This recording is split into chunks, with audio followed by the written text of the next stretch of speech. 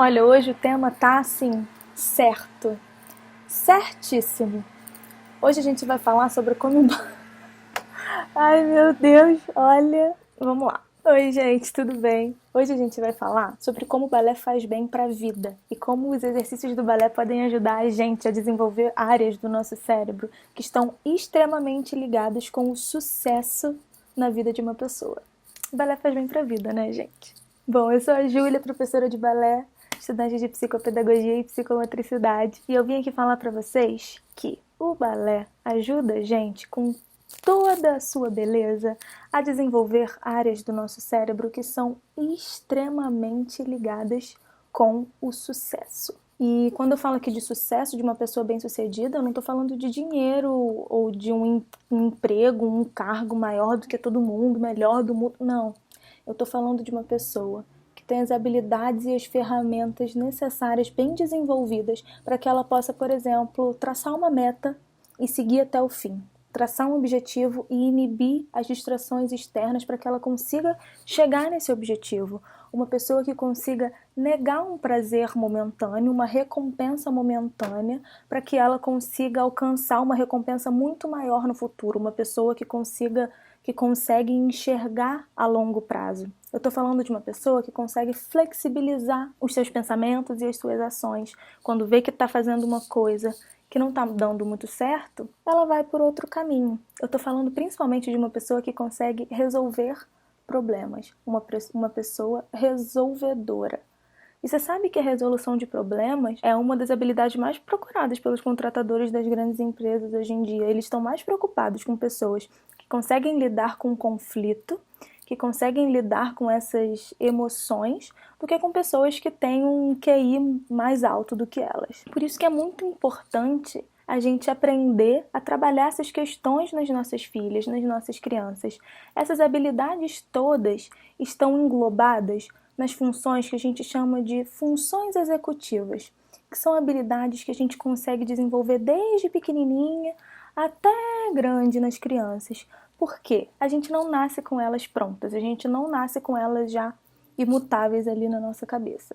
A gente vai aprendendo com elas. A nossa biologia, o nosso cérebro vai amadurecê-las, mas é preciso uma interação do ambiente para que a gente possa desenvolvê-las da melhor forma possível. E por que o balé pode ser tão importante no desenvolvimento dessa fase das crianças? Porque o balé é uma atividade dirigida. O balé é uma atividade em que as crianças têm que estar atentas o tempo inteiro. Elas têm que estar olhando para a professora e quando a professora fizer, por exemplo, um movimento, fizer um plié, por exemplo, ela tem que olhar, receber aquela informação, manipular aquela informação, saber de que forma que ela vai fazer aquela informação com o corpo dela e reproduzir e agir. Isso é trabalhar a função executiva na prática, mas existem algumas outras formas e alguns exercícios em que a gente pode trabalhar ativamente, diretamente a função executiva. Você em casa pode me ajudar com isso também, e eu em sala de aula tenho o dever de trabalhar essas funções executivas com as crianças. Mas para a gente começar a falar sobre isso, falar mais, melhor sobre isso, é importante que a gente saiba que existem 3 grandes grupos de funções executivas. Existe a memória de trabalho ou memória executiva, o controle inibitório e a flexibilidade cognitiva. E aqui eu vim falar para vocês que todas elas precisam muito de atenção. O foco precisa estar extremamente voltado para a atividade que elas estão realizando para que essas funções aconteçam da melhor forma possível. Por exemplo, na memória executiva, para pensar na gente. Quando a gente está sentado, está estudando, está trabalhando, e aí a gente pensa assim, ixi, tô com uma sede, vou beber água. Aí a gente levanta e vai beber água. E aí, quando a gente chega na cozinha, a gente não lembra o que a gente foi fazer lá. Já aconteceu com vocês? Mas por que será? E aí a gente volta o caminho todo, e quando a gente volta e a gente senta, a gente olha e fala, eu queria beber água. Por que será que quando a gente foi, a gente esqueceu que a gente queria beber água? Simples, porque a nossa atenção foi desviada. Quando a gente não está totalmente focado naquilo que a gente precisa ou quer fazer, a gente se distrai. E quando a gente se distrai, a gente desfoca e a gente perde essa função da memória executiva, porque a memória executiva precisa estar muito alerta, ela precisa estar muito atenta no que ela vai fazer. Tem que ficar na sua cabeça, ela tem que ficar te lembrando que você vai beber água. Quando ela dispersa e olha assim, porque pode ser que você estava saindo do quarto e foi para a cozinha beber água e nesse interim você olhou para o lado, para a sala e estava ali passando o Luciano Huck. Aí quando você olhou a cara do Luciano Huck, você pensou, ih, caramba, o Luciano Huck é casado com a Angélica e ele tem um monte de filho, eu não tenho filho nenhum, eu tenho uma filha só. E aí você já esqueceu. Você esqueceu o que você ia fazer, que você ia beber água. E é por isso que a nossa memória executiva é extremamente importante para o nosso sucesso. Porque é muito importante a gente aprender a manter o foco e a inibir essas distrações externas que acontecem a todo momento. A memória executiva e o controle inibitório trabalham muito juntos. Todas essas três funções, a flexibilidade cognitiva também, trabalham juntas. A gente está separando aqui de forma didática para a gente poder entender. Mas a memória executiva e o controle inibitório trabalham extremamente juntas, porque se a gente não conseguir selar os barulhos externos, as distrações externas, a gente não vai conseguir fazer com que a nossa memória executiva trabalhe bem para que a gente possa produzir ou reproduzir tudo aquilo que a gente quer e precisa. Por isso que a memória executiva é extremamente importante. Na vida das crianças, por exemplo, quando ela está na escola e ela precisa copiar uma coisa que está no quadro. A professora vai lá e escreve no quadro a palavra árvore. E ela precisa escrever no caderno a palavra árvore. Primeiro, ela precisa olhar, ela precisa ver o tamanho da palavra, lembrar quais são as letras que compõem a palavra árvore. Primeiro ela precisa reconhecer que aquela ali é a palavra árvore. Depois ela precisa lembrar quais são as letras que compõem a palavra árvore. E aí ela tem que fazer isso aqui, ó, olhar para o quadro e abaixar a cabeça e pegar o lápis e começar a escrever. Quantos processos estão acontecendo nesse momento? Esses são só alguns que até eu mesma me embolei para poder lembrar. Então, é extremamente importante que a memória executiva dessa criança que está fazendo esse processo esteja alerta, esteja ligada, esteja bem desenvolvida, ou pelo menos esteja em um bom desenvolvimento, para que ela possa ter esse processo de aprendizagem melhor desenvolvido também. Como que a gente pode trabalhar essa memória executiva nas crianças? Eu trabalho em sala de aula passando os passos e aí eu começo com um passo só. Você vai só levantar um braço e depois você vai levantar o braço e o outro braço e depois você vai levantar o braço, o outro braço e a perna. Essas atividades de memória e execução são extremamente importantes para as crianças começarem a amadurecer essa função na cabecinha delas.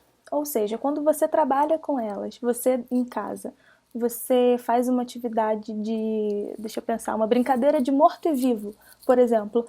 Nossa, isso aí está trabalhando tanto essa função executiva, de memória de trabalho, e a gente nem percebe, né? Porque quando a gente fala morto, ela, morto, aí abaixa, aí vivo, aí levanta. E aí quando você faz assim, morto, vivo, morto, ela precisa lembrar.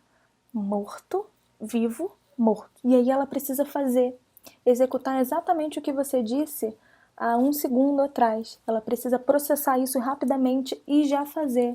E fica mais interessante ainda quando você que está falando faz o movimento ao contrário, né? Quando você fala morto, vivo, morto. Ela precisa só se atentar ao que você está falando e inibir a distração de você estar fazendo um movimento.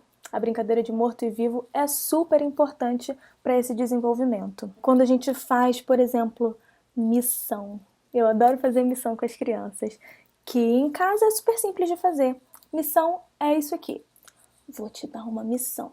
Você vai lá no quarto e vai buscar o lápis roxo. A gente acha que isso é tão simples, né? A gente acha que isso é só para gastar tempo, para a criança não ficar atrapalhando a conversa dos adultos. Mas não, isso tá trabalhando coisas tão importantes na criança. Ela precisa parar e pensar. Lápis roxo, lápis roxo, lápis roxo, lápis roxo.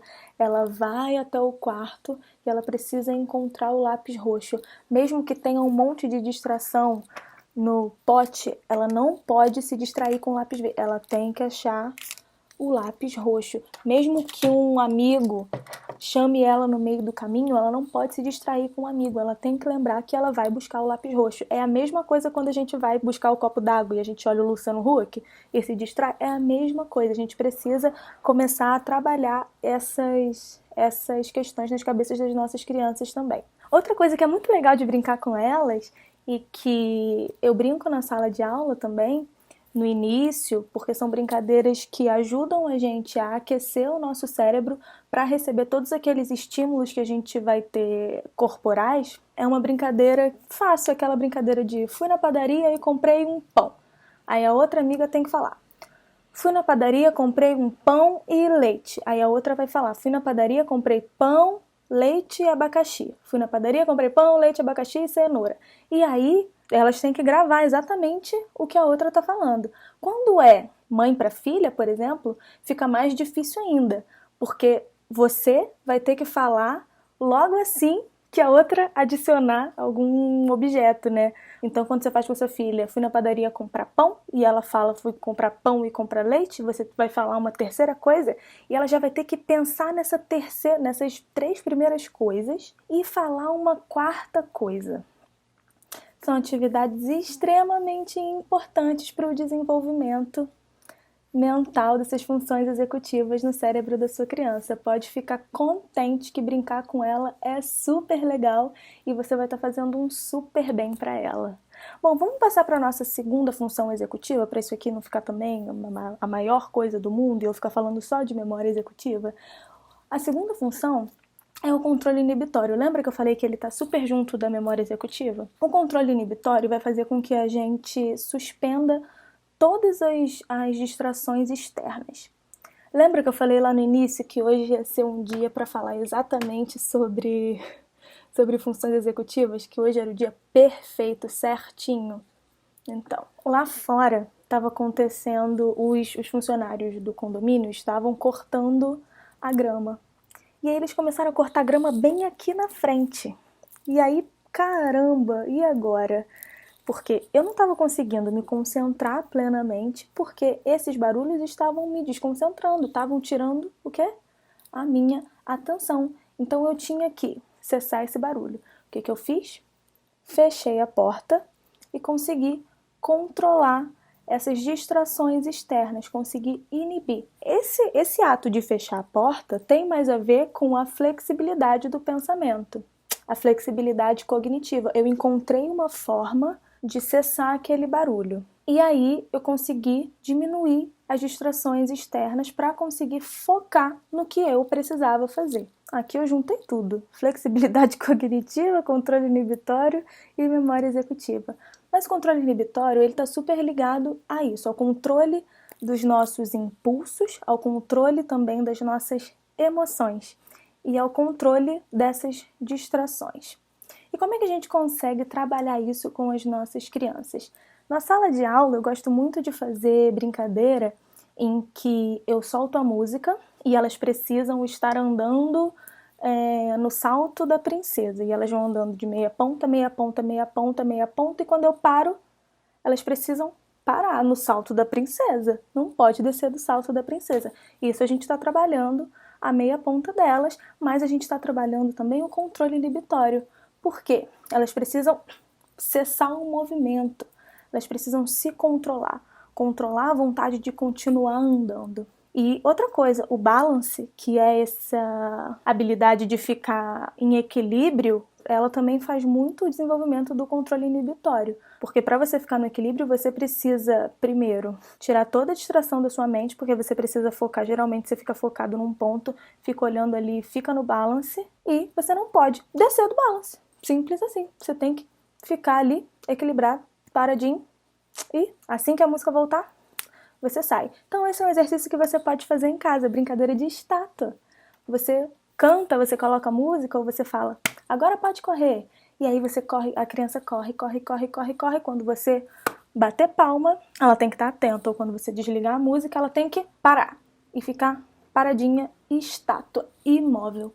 Essa é uma brincadeira clássica de controle inibitório e super legal, as crianças amam. Tem outra brincadeira que eu gosto de fazer também, são brincadeiras com mais pessoas, que são aquelas brincadeiras de mamãe posso ir, quantos passos? A pessoa tá virada de costas, a pessoa que é a mamãe fica virada de costas e tem 3 outras pessoas aqui, outras crianças. E aí essa daqui fala, mamãe posso ir, quantos passos? E aí ela fala, pode, 3 passos de elefante. E aí essa aqui vai andar.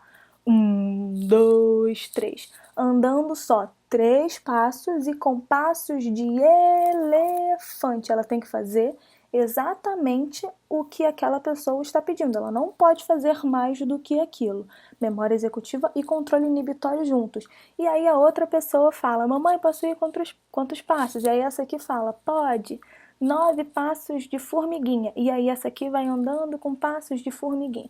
Bom, e aí quem chegar primeiro ganha. Bom, é isso.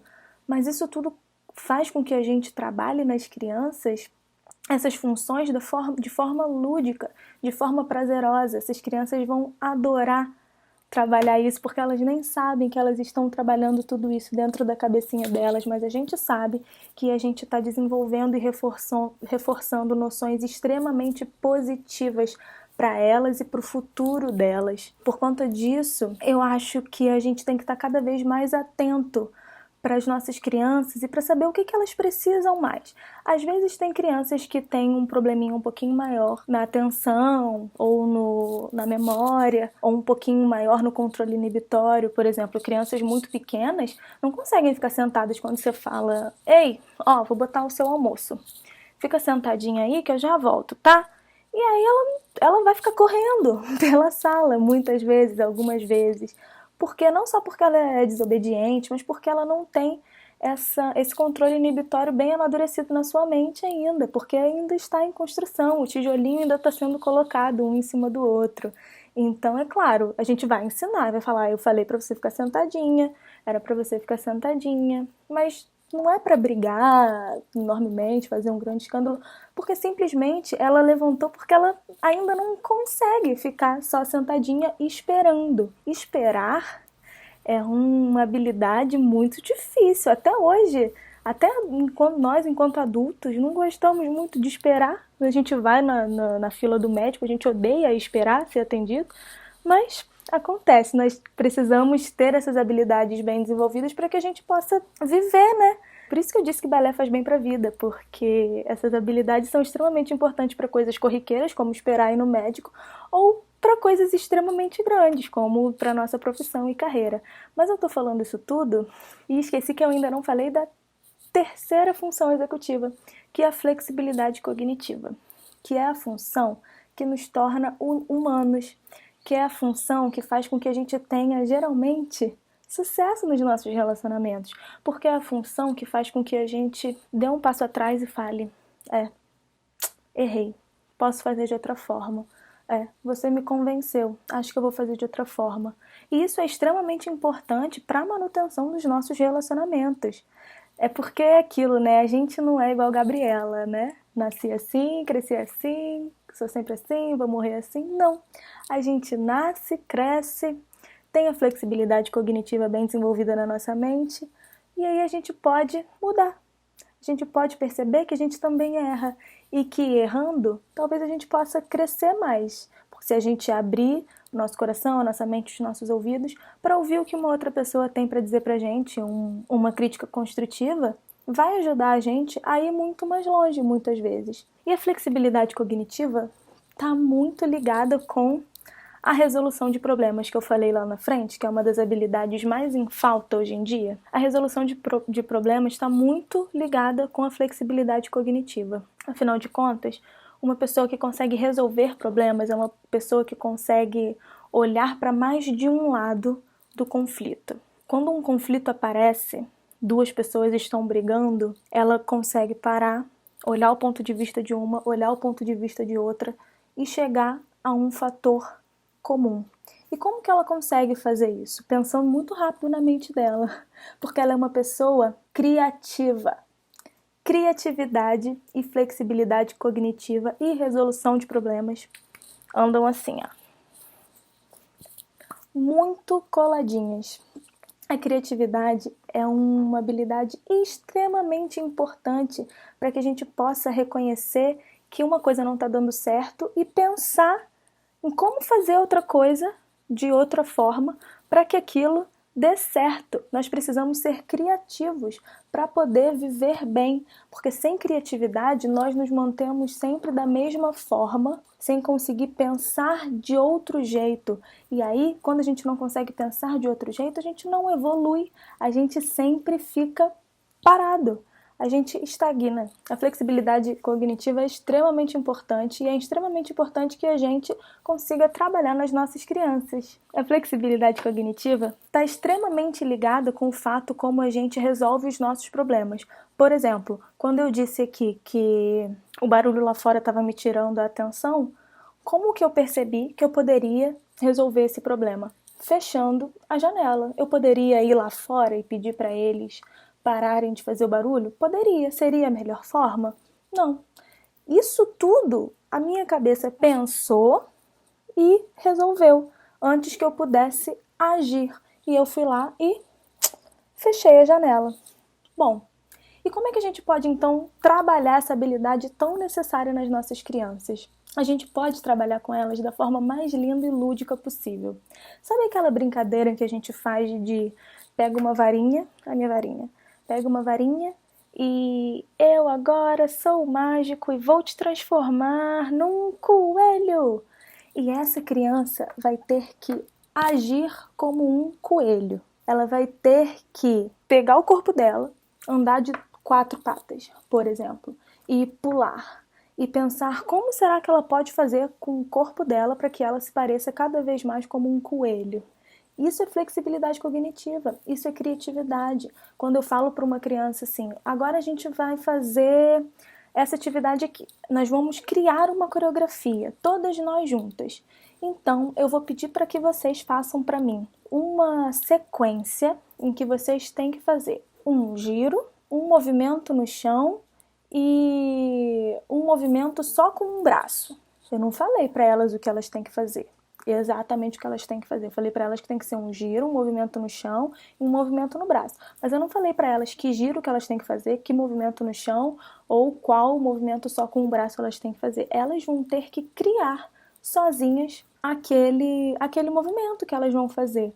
Vocês em casa, por exemplo, em vez de dizerem para as suas filhas tudo o que vocês querem que elas façam, vocês podem perguntar a elas qual será a melhor forma da gente resolver esse problema. Quando ela chega para você com um problema de ai, eu não tô conseguindo escrever essa palavra, não sei. E aí você pergunta para ela qual será a melhor forma de resolver esse problema? Procurando no dicionário? Procurando no Google? Olhando no livro de novo? Coloque a sua filha para pensar. Coloque a sua filha para criar também. É muito importante que ela consiga criar, além de repetir tudo aquilo que a gente faz. Mímica.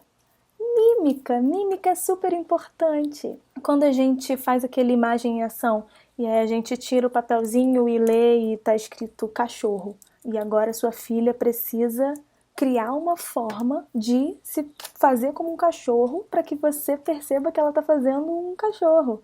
Mímica é super legal e mímica desenvolve tantas habilidades de desinibição, habilidades de expressão corporal, habilidades de flexibilidade cognitiva e de resolução de problemas, porque ela precisa resolver esse problema. Às vezes vai estar escrito mesa. Como é que ela vai fazer mesa?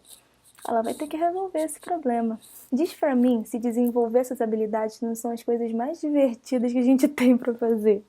É muito legal e a gente consegue ver a evolução nas nossas crianças quando a gente faz isso.